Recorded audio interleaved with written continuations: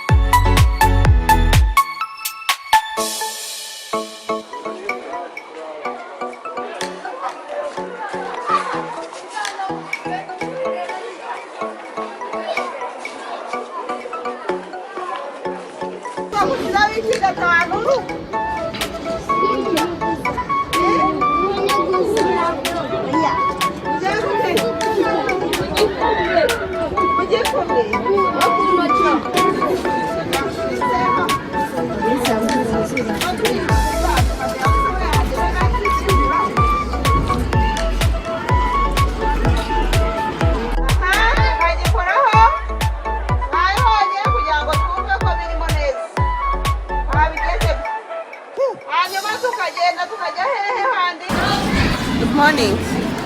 I'm SULFO, the head teacher of Groupe Scolaire KINYINYA, located in Gasabo district, KINYINYA sector, Moramase, and Hussein village.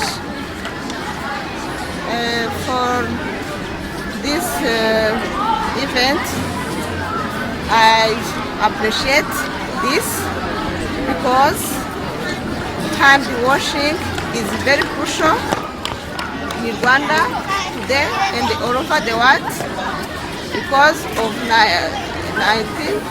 COVID-19.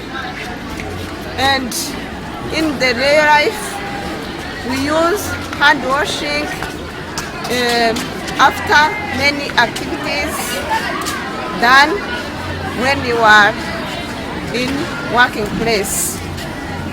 You wash hands when you come from the toilet. You wash hands when you go to the lunch. You wash hands when you are in good condition. And every time you have opportunity, you can wash hands.